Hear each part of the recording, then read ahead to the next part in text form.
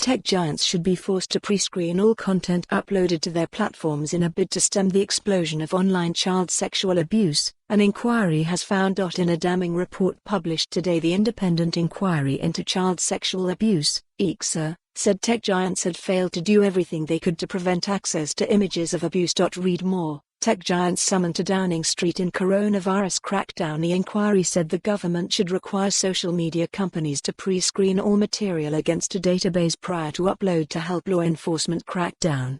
Current software used by tech firms only scans content once it has been posted. It also called for tougher age verification controls to ensure the minimum age limit of 13 was properly enforced. The inquiry, led by Professor Alexis J., launched a scathing attack on Silicon Valley tech giants for their failure to crack down on sexual abuse imagery. The report accused social media firms of taking a reactive approach to the issue, adding that they were seemingly motivated by the desire to avoid reputational damage caused by adverse media reporting.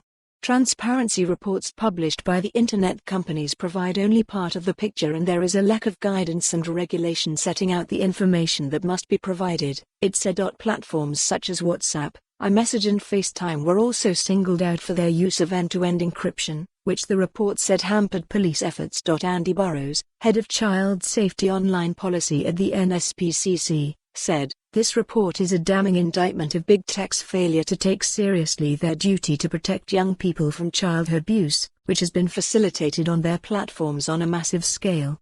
The inquiry was launched in the wake of a string of high-profile child sexual abuse scandals amid concerns some organizations were failing to protect children. NPSCC has estimated that roughly 500,000 men in the UK may have viewed indecent images of children, while the inquiry found that law enforcement was struggling to keep pace with an increase in cases. It comes as the government prepares to impose a statutory duty of care on tech firms to ensure they protect their users from harmful content. Ofcom is set to be appointed as the new internet regulator tasked with deciding whether firms have breached the agreement and whether to issue fines or legal action as punishment.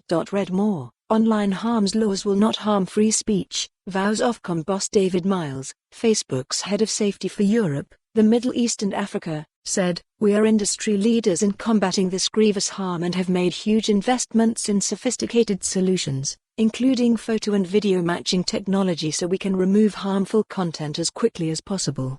As this is a global, industry-wide issue, we'll continue to develop." For more on this story, visit the news article link.